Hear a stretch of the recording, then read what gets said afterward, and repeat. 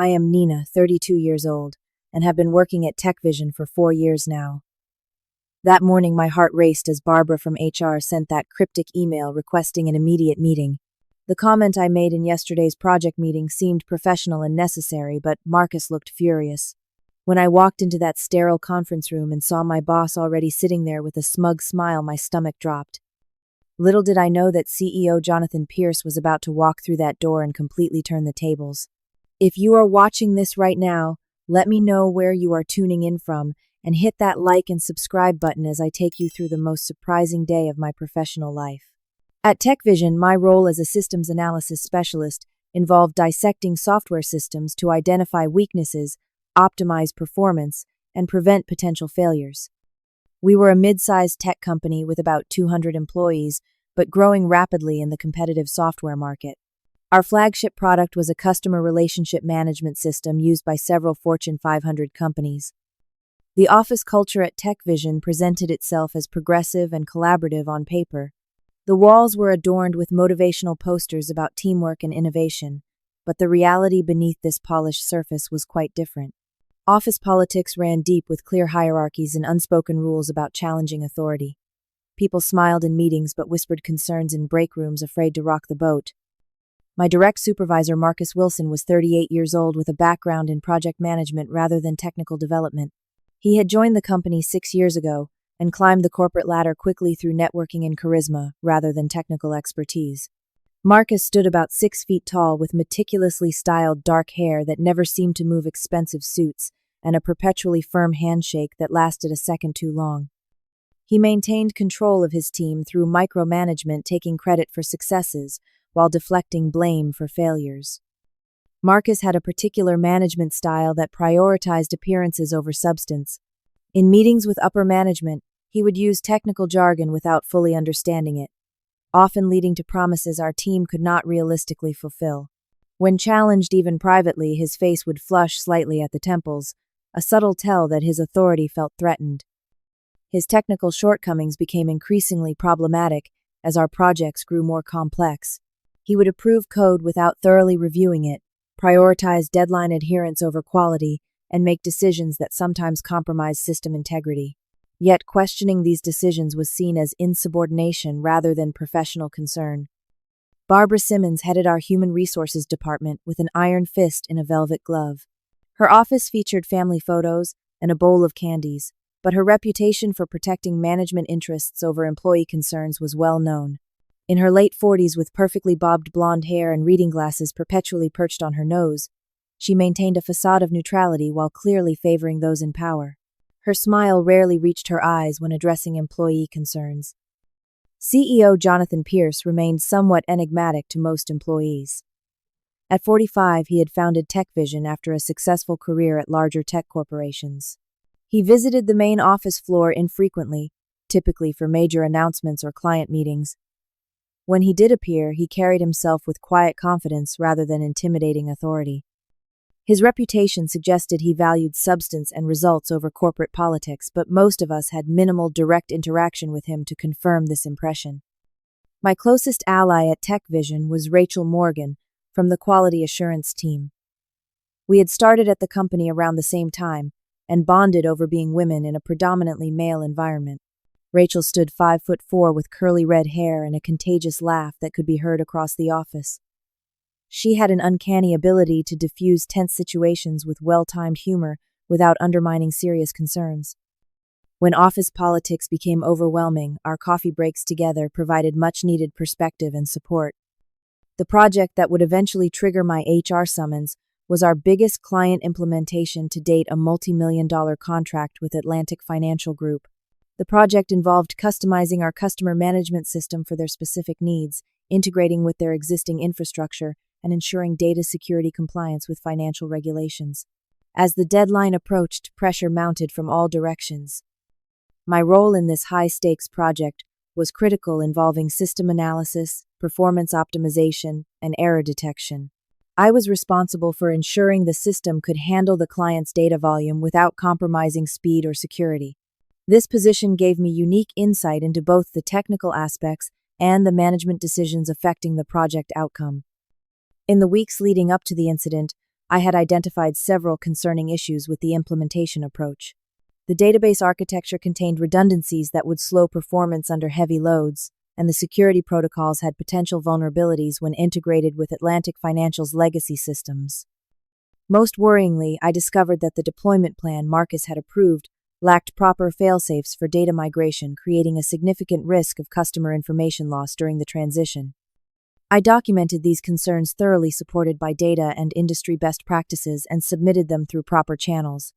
The response was minimal, with Marcus briefly acknowledging receipt, but taking no substantive action. As the deployment date loomed closer, my professional responsibility and personal integrity began to conflict with the organizational expectation to remain quietly compliant. The project progress meeting took place in our largest conference room, with sunlight streaming through the wall of windows overlooking the city skyline. Around the oval table sat our entire development team, quality assurance specialists, project coordinators, and middle management. The atmosphere felt tense as everyone reviewed the project dashboard displayed on the large screen, showing a timeline with uncomfortably close deadlines highlighted in urgent red. Marcus stood at the head of the table in his charcoal suit, delivering his presentation with practiced confidence. As you can see, we are on track to deliver the Atlantic Financial implementation on schedule next week. All major development milestones have been checked off, and we are moving into final testing. As he clicked through polished slides, showcasing green checkmarks and upward trending graphs, I felt my heart rate increasing. The cheerful visual representation contradicted the serious issues I had documented in my reports. When Marcus opened the floor for questions, I took a deep breath before raising my hand. I have some concerns about the deployment approach that I think we need to address before proceeding. I began, keeping my voice steady and professional. The current migration script lacks proper validation checks between stages, which creates a significant risk of data corruption during transfer. Marcus's expression tightened almost imperceptibly. We have thoroughly tested the migration process, Nina. Your concern is noted but unnecessary at this stage. I persisted, knowing the potential consequences were too serious to ignore. With respect, the tests were conducted with sample data volumes much smaller than what we will encounter in production. My analysis indicates that when scaled to Atlantic Financial's customer base, approximately 3 million records, the current approach could result in data loss, affecting up to 20% of accounts. A murmur rippled through the room. Atlantic Financial was not just any client, they managed retirement funds for thousands of people. Data loss would mean real human impact, potentially affecting life savings and creating a compliance nightmare. Marcus's face flushed slightly. Nina, this is neither the time nor place to introduce last-minute concerns that could derail our timeline. The approach was approved weeks ago. I raised these issues 3 weeks ago in my analysis report. I clarified, pulling up the document on my laptop. I also sent follow-up emails when I did not receive a response. The technical documentation clearly shows that without additional validation layers, we risk corrupting customer financial records during migration. The room grew uncomfortable. Several developers exchanged glances, some nodding slightly in agreement with my assessment. Others stared fixedly at their notebooks, avoiding eye contact with either Marcus or me. Marcus's voice took on an edge. That is enough, Nina. You clearly misunderstand the architecture if you believe there is such a significant risk. This kind of alarmist speculation undermines team confidence and client trust. We will discuss this offline. I felt my professional reputation being publicly undermined, but knew the stakes were too high to back down. This is not speculation. I can demonstrate the vulnerability right now if you would like. It would take less than 2 days to implement additional safeguards that would protect client data. Are you suggesting that both our senior architects and I have overlooked something that you alone have noticed? Marcus's tone carried a warning. This meeting is about progress updates, not reopening settled decisions.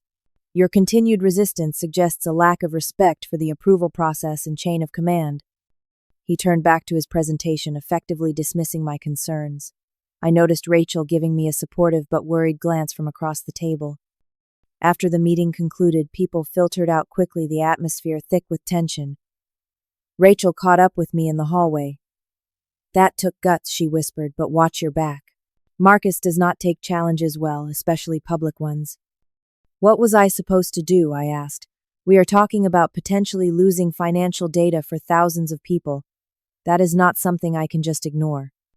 I know, and you are right, she assured me. Just be prepared. I have seen how he handles perceived threats to his authority. Document everything from now on. Over the next few days, a subtle shift occurred. I noticed my name missing from email threads discussing the Atlantic financial deployment despite my role in the process. Meeting invitations that would normally include me were not sent. When I did attend team gatherings, Marcus would interrupt my contributions or redirect conversations when I spoke. The office atmosphere grew increasingly strained. Colleagues would change topics when I approached the break room, not out of malice but discomfort. Some expressed private support when we were alone but maintained careful distance in group settings. Through it all, I maintained professionalism, continuing to document the issues and potential solutions. I updated my analysis with even more detailed evidence of the risks and sent it directly to the technical lead, hoping someone would recognize the legitimate danger before deployment. A week passed in this uncomfortable limbo. Then one morning an email from Barbara Simmons in HR arrived in my inbox with the subject line, "Mandatory meeting today at 11 a.m. No agenda was provided, no explanation offered, just a summons that sent a chill down my spine. That night, after receiving Barbara's email, sleep eluded me completely. I tossed and turned in bed, replaying the meeting confrontation and subsequent events in my mind. What exactly had I done wrong? Speaking up about a legitimate technical concern seemed like part of my job responsibility, not grounds for disciplinary action. Yet the formal tone of the email and lack of explanation suggested this was not a routine discussion. By morning, dark circles shadowed my eyes as I stared at my reflection in the bathroom mirror. My hands trembled slightly as I applied makeup, trying to project an outward composure. I definitely did not feel inside. I selected my most professional outfit, a navy blue pantsuit that I reserved for important client meetings, armor for whatever confrontation awaited. I arrived at work early and immediately sought out Rachel, finding her at her desk reviewing test scripts. Her eyes widened when I told her about the HR summons. "This is classic intimidation tactics," Rachel said, lowering her voice despite the nearly empty office. "They want you anxious and off balance before you even walk in." "What should I do?" I asked, fighting to keep my voice steady. Should I bring documentation of the technical issues? Or would that seem defensive? Rachel thought for a moment. "Bring your documentation, but do not offer it unless necessary. Answer questions directly without volunteering additional information. And remember, HR works for the company, not for you." "Do you think this could be about something else entirely?" I asked hopefully. "Maybe it is just a routine personnel matter." The skeptical look she gave me answered that question. "Just stay calm and stick to facts. They might try to make this about your attitude or approach, rather than the substance of your concerns." Before heading to my desk, I called my friend Jessica, who worked as an HR consultant for another company. She listened carefully to my situation. "This is concerning but not unusual," Jessica said. "Document the meeting as soon as it is over, noting who was present and what was said. Do not sign anything on the spot. Ask for time to review any documents they present. And remember, you have the right to clearly understand any accusations before responding." Armed with this advice, I spent the next 2 hours mentally preparing my responses to potential scenarios. I reviewed my original technical reports, confirming my analysis was sound and supported by evidence. I practiced maintaining a neutral professional tone regardless of provocations. At exactly 10:55, I logged out of my computer and headed toward the HR department. Each step down the quiet hallway felt heavier than the last. The HR suite occupied a corner of the building with frosted glass doors and an atmosphere of deliberate separation from the rest of the office. Barbara's assistant greeted me with a practiced smile. "They are expecting you. Go right in." The plural did not escape my notice. Someone else was already waiting inside.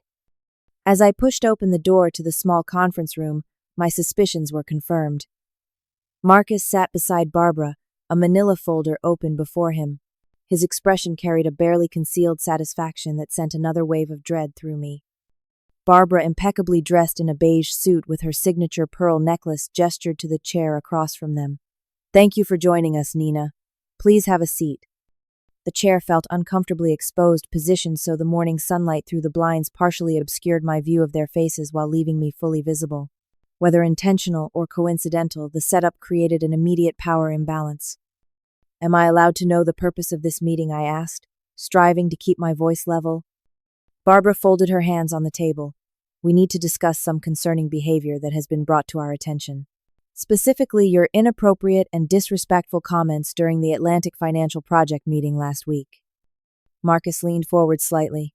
"Nina, your public undermining of approved project decisions and questioning of leadership judgment has created a negative atmosphere within the team. Several colleagues have expressed discomfort with your confrontational approach." I blinked in surprise. "Several colleagues. May I ask who has raised these concerns?" "That information is confidential," Barbara interjected smoothly, "but the issue here is your behavior, not others' reactions to it." Marcus opened the folder before him. "You directly challenged established protocols and approved architectures without following proper channels. When I attempted to maintain meeting focus, you persisted in a manner that questioned my technical competence and authority. I raised legitimate technical concerns through proper channels multiple times before that meeting," I explained. "I only spoke up publicly when my documented warnings received no response and we were approaching a deployment that could harm client data." Barbara's expression remained neutral. "The issue is not your technical opinion, but how you expressed it. Publicly contradicting your manager undermines team cohesion and company culture." I felt a growing frustration. Is protecting client data and system integrity not part of our company culture? My analysis clearly showed significant risks that were being ignored. "Your tone and approach were inappropriate," Marcus countered. "There are established processes for raising concerns that do not involve publicly challenging leadership decisions in front of the entire team." "Processes I followed for 3 weeks without response," I noted. "What would you suggest as the appropriate action when documented risks are repeatedly ignored through proper channels?" Barbara intervened before Marcus could respond. "Nina, this defensive attitude is exactly the problem we are addressing today. Your role is to provide analysis, not to insist your perspective overrides management decisions." I took a deep breath, recognizing the conversation was being skillfully redirected from the substance of my concerns to my supposed attitude problem. No matter how I responded, I was being maneuvered into a position where I appeared insubordinate. "I understand chain of command," I said carefully, "but I also have professional and ethical obligations to communicate identified risks, particularly when they could affect client data security." Marcus smiled thinly. "That assumes your analysis is correct and everyone else's is wrong. That level of arrogance is precisely what we are addressing today." I felt cornered. They had no intention of discussing the actual technical issues. This meeting was designed to establish a paper trail of behavioral problems that could later justify whatever action they wanted to take. As Barbara began outlining the performance improvement plan, they had already prepared detailing how my communication style and respect for authority needed development. A knock sounded at the door. All 3 of us turned Barbara with visible annoyance at the interruption. "We are in a private meeting," she called out. The door opened anyway. The door swung open, and CEO Jonathan Pierce stood in the doorway. At 6 feet tall, with salt and pepper hair, and wearing a simple but clearly expensive charcoal suit, his presence immediately filled the small conference room. The atmosphere shifted instantly from one of controlled intimidation to startled confusion. "I hope I am not interrupting anything too important," Jonathan said, his casual tone belied by the intentional way he surveyed the scene before him. Barbara nearly knocked over her water bottle in her haste to stand. "Mr. Pierce, this is unexpected. We are just conducting a routine personnel matter that does not require executive attention." Jonathan entered the room, fully closing the door behind him. "Actually, I think it does require my attention. May I join you?" The question was clearly rhetorical, as he was already pulling out the empty chair next to mine. Marcus's face had drained of color. His earlier smug expression vanished, replaced by poorly concealed alarm. "Of course, sir. Although I am not sure this is the best use of your valuable time." "I will be the judge of that," Jonathan replied evenly, settling into the chair. He turned to me with a direct gaze. "Nina, I understand there has been some discussion about comments you made in a project meeting regarding the Atlantic financial deployment. I would like to hear your perspective directly. The room fell silent. This unexpected shift left Barbara and Marcus visibly uncomfortable while I struggled to collect my thoughts. The CEO knew my name and appeared familiar with the situation, neither of which made sense given the size of the company and his typical detachment from day-to-day operations. Take your time, Jonathan added, his tone surprisingly gentle. And please be thorough. I want to understand exactly what concerns you raised and why. With the CEO's full attention on me, I took a deep breath and began explaining. I detailed the technical vulnerabilities I had identified in the data migration approach, the potential for customer data corruption, and the specific changes needed to prevent these issues. I walked through the timeline of my attempts to address these concerns through proper channels before the meeting, sharing dates of emails and reports that had received minimal response. Jonathan listened attentively occasionally, asking clarifying questions about technical details that demonstrated a surprisingly deep understanding of software architecture. He did not interrupt or dismiss any part of my explanation. When I finished, Jonathan turned to Marcus. And what was your response when Nina first brought these concerns to your attention 3 weeks ago? Marcus shifted in his seat. I reviewed her initial report, but found the concerns overstated. Our senior architects had already approved the approach, and changing course would have delayed the project timeline. So you made a risk assessment, Jonathan observed. What data did you use to determine that the potential for customer data loss was an acceptable risk compared to a timeline delay? The question hung in the air. Marcus cleared his throat. The team has successfully implemented similar migrations before without incident. But not at this scale or with this complexity, according to Nina's analysis, Jonathan countered.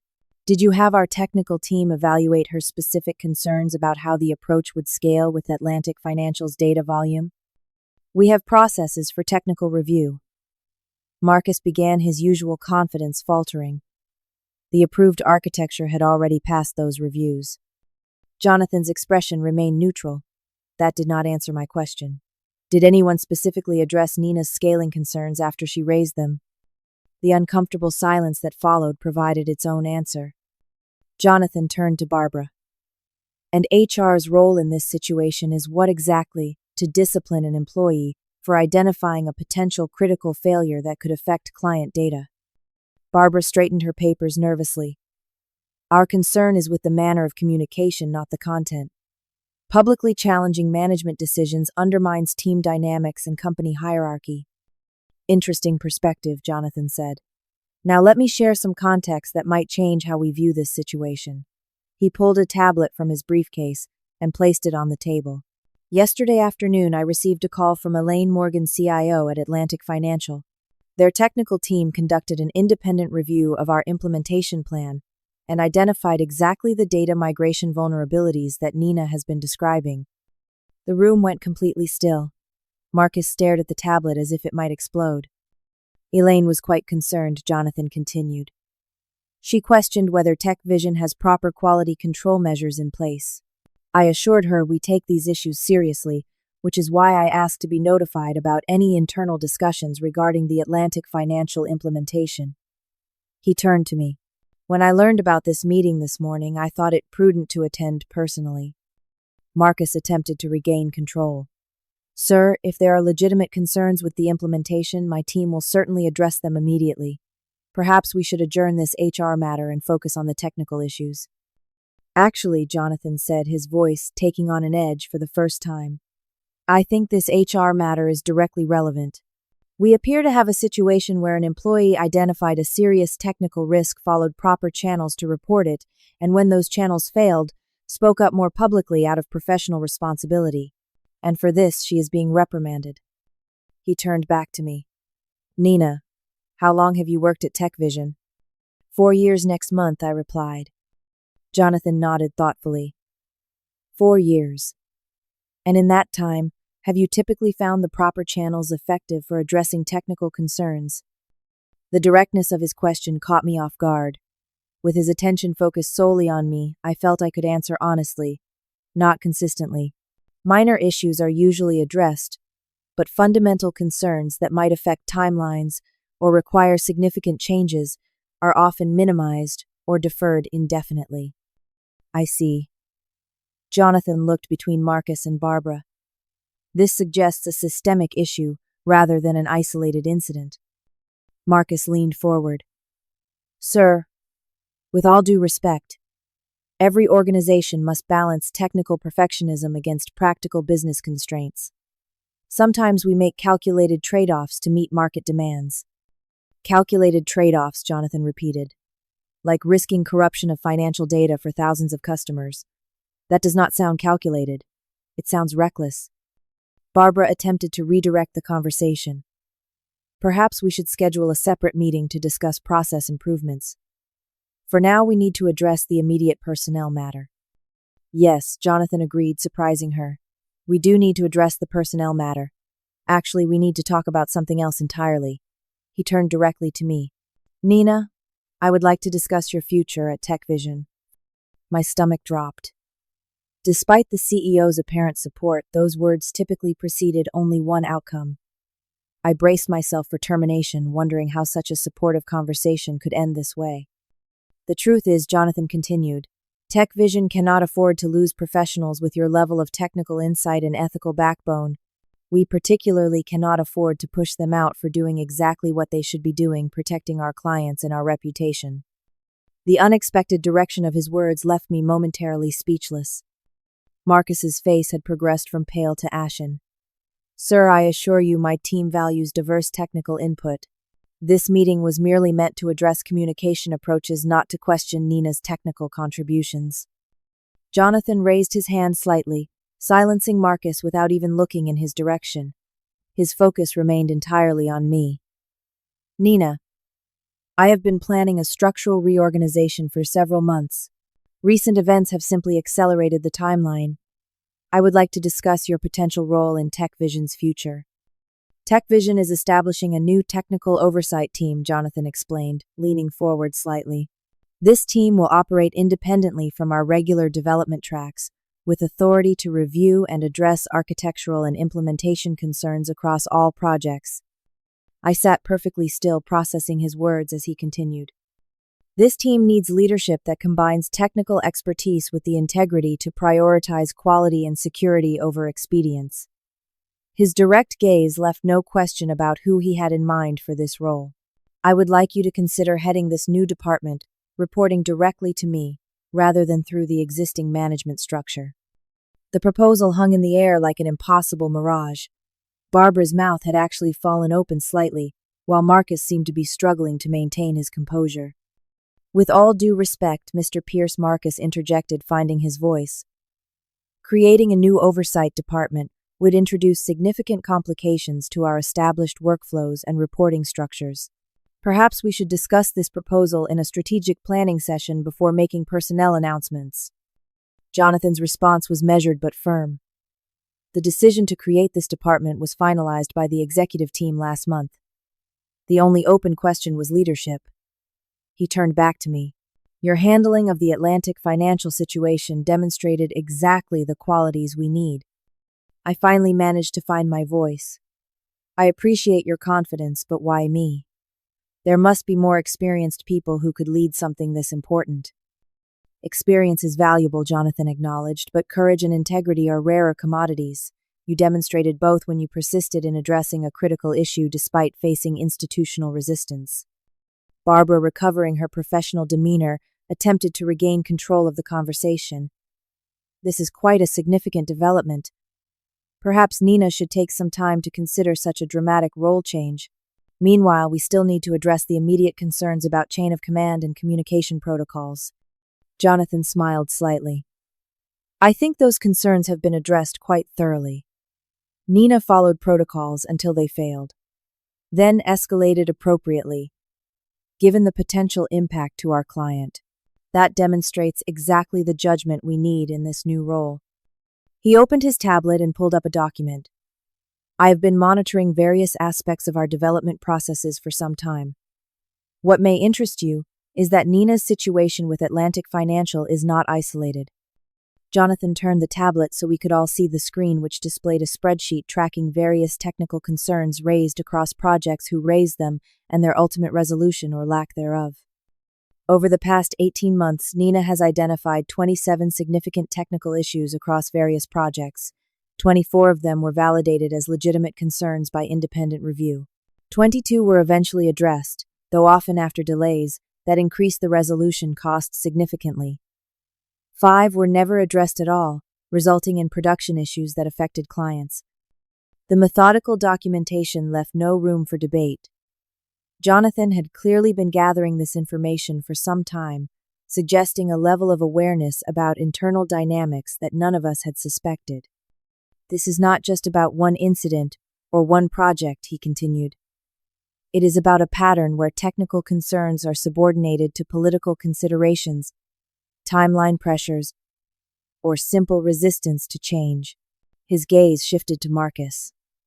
Leadership is not about maintaining control or defending decisions. It is about achieving the best possible outcomes for our clients and our company. Marcus's face flushed, his earlier pallor replaced by a defensive anger. My team has consistently delivered projects on schedule and under budget. If technical perfection were the only consideration, we would never ship anything. Practical management requires making trade-offs.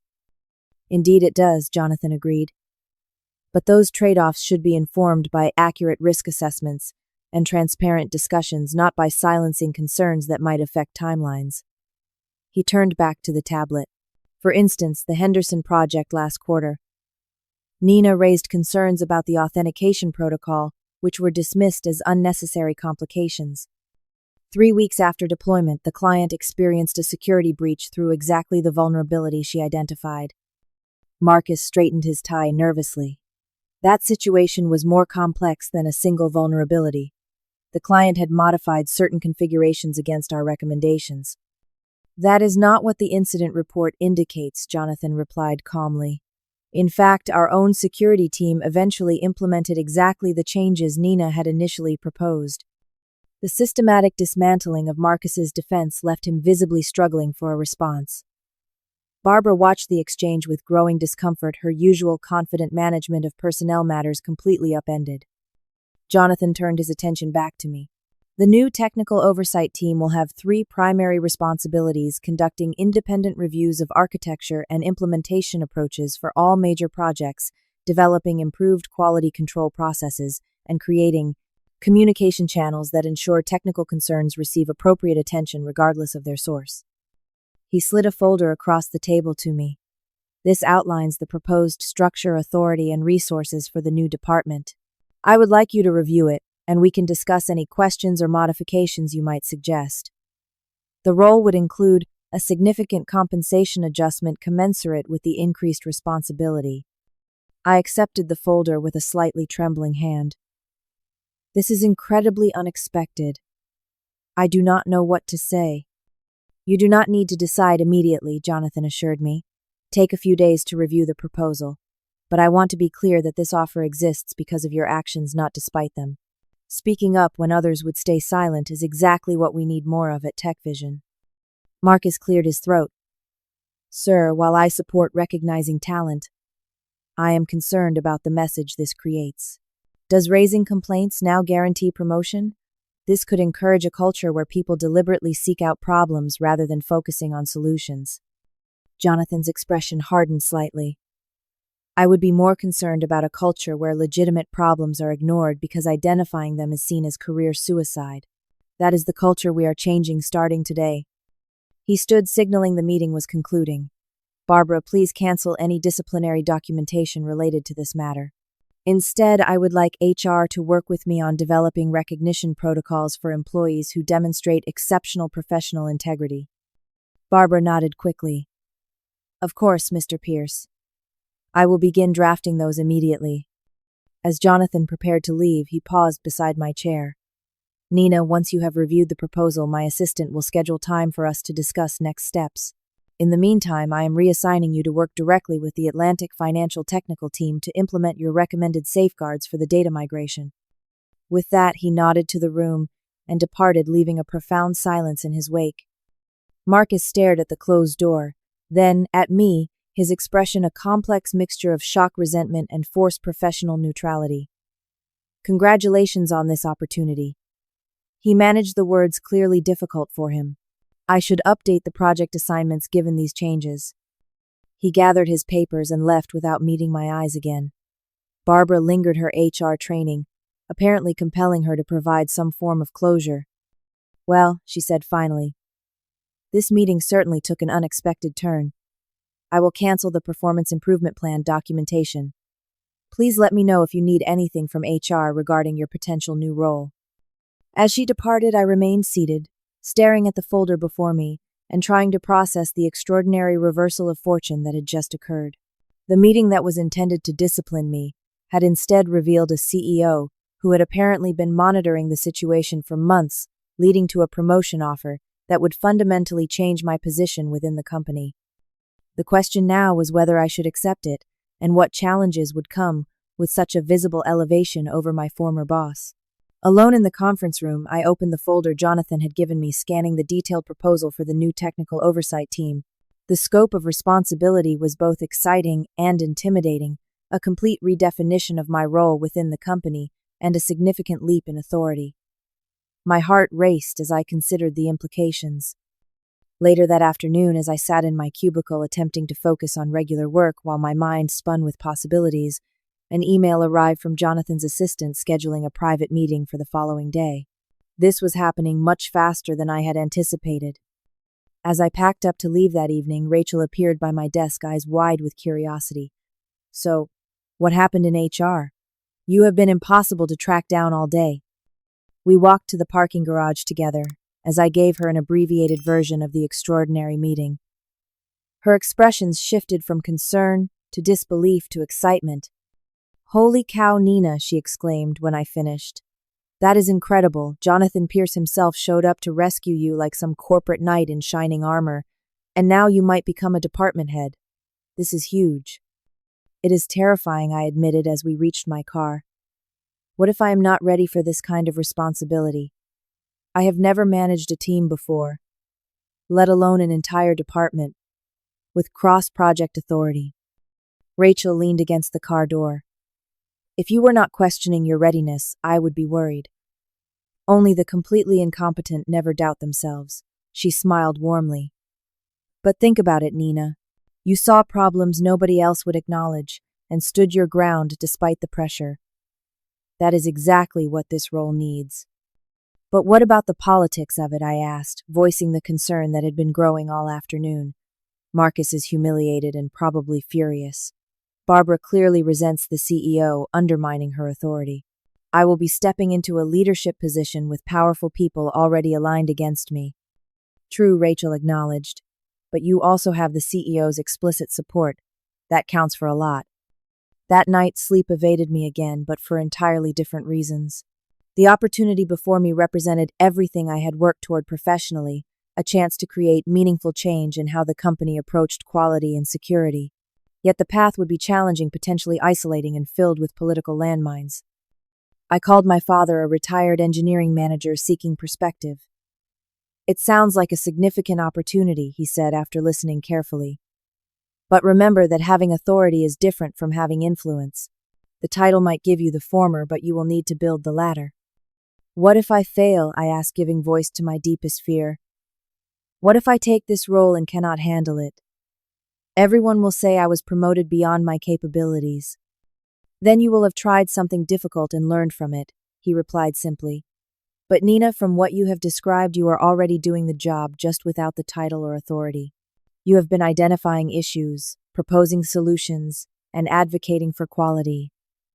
The new role just removes the obstacles that have been in your way." The next morning, I encountered Marcus in the elevator, an awkward coincidence that left us alone together for the first time since the HR meeting. He stared straight ahead at the elevator doors, maintaining rigid silence until we had nearly reached our floor. "I hope you understand what you are getting into," he said finally, his voice low. "Leadership looks very different from the inside. Decisions that seem obvious from a purely technical perspective become much more complicated when you are responsible for timelines, budgets, and team morale." Before I could respond, he continued, Jonathan may be impressed with your technical opinions now, but executives have short memories. When projects start missing deadlines because of endless technical refinements, the story might change. The thinly veiled threat hung in the air as the elevator doors opened. Marcus exited quickly, leaving me to consider his words. Was he right?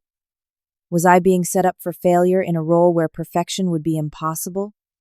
That afternoon, I met with Diana Chen, a former colleague, who had moved into leadership at another company. Over coffee, I described the situation and my doubts. Imposter syndrome is real, she acknowledged.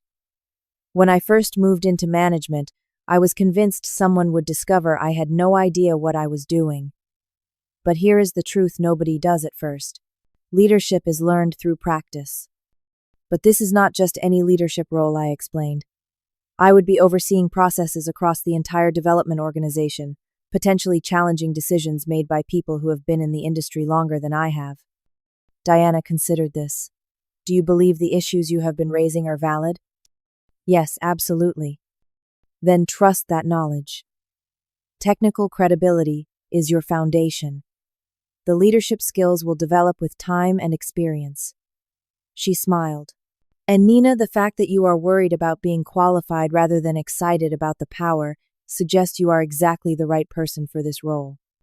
My meeting with Jonathan was scheduled for 2 o'clock in his office, a space I had seen only during company-wide meetings. As I approached, his assistant smiled warmly. He is looking forward to your discussion. Go right in. Jonathan's office was surprisingly modest, with bookshelves featuring technical texts rather than the self-promotional business books I had expected. He greeted me with a firm handshake and gestured to a small seating area by the window. Have you had a chance to review the proposal? He asked once we were seated. Yes, I replied. It is a tremendous opportunity and responsibility. I am honored to be considered, but I do have questions about implementation and expectations. He nodded encouragingly. I would be concerned if you did not. For the next hour, we discussed the practical aspects of the new department, from staffing needs to reporting structures. Jonathan listened attentively to my suggestions, occasionally making notes. You mentioned in your proposal that this team would report directly to you, I noted. While I appreciate the vote of confidence, I am concerned about creating a perception that I am circumventing normal management channels. That perception would be accurate, Jonathan replied with unexpected candor. The existing channels are part of the problem we are trying to solve. This new structure needs independence to be effective. He leaned forward. Nina, let me be transparent about something. Techvision is preparing for significant growth. We are considering an IPO within the next 18 months, which means our systems and processes will face unprecedented scrutiny. This revelation placed the reorganization in an entirely new context. So this new department is partly about preparing for that scrutiny. Exactly. We cannot afford the kinds of quality and security issues that have been slipping through. The cost of fixing problems after deployment will soon become unacceptable, both financially and reputationally. He smiled slightly. Your Atlantic financial concerns were not just technically valid. They represented exactly the kind of thinking we need more of. As our meeting concluded, Jonathan asked directly, So, are you interested in taking on this challenge? The question hung in the air between us. All my doubts and fears remained, but alongside them now stood a clearer understanding of the opportunity and its importance. Yes, I said finally. I am interested. I believe in the mission of this team and what it could mean for Techvision's future. Jonathan smiled broadly for the first time. Excellent. I was hoping you would say that. We will announce the new department next week. In the meantime, I would like you to begin drafting a charter and identifying potential team members. As I left his office, the weight of the decision settled on my shoulders. I had just accepted the most significant professional challenge of my life, one that would fundamentally change my role and relationships within the company.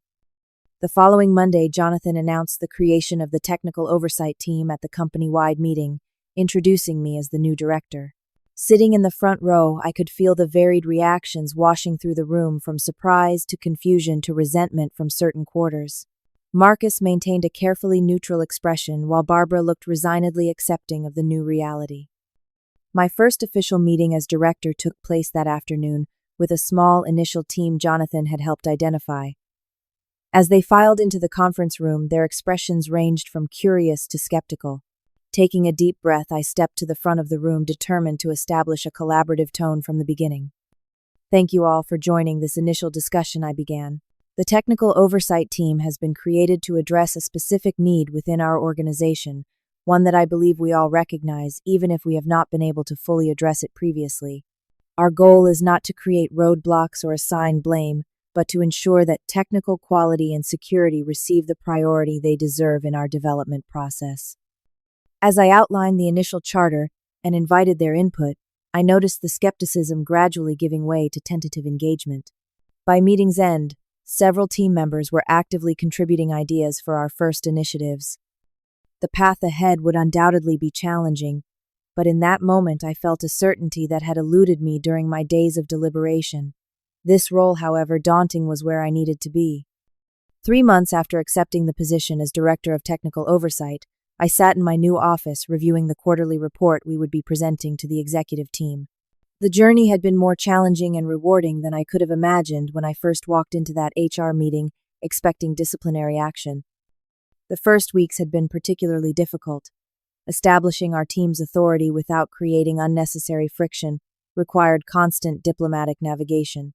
Some project managers viewed us as obstacles to their timelines, while others welcomed the additional layer of quality assurance.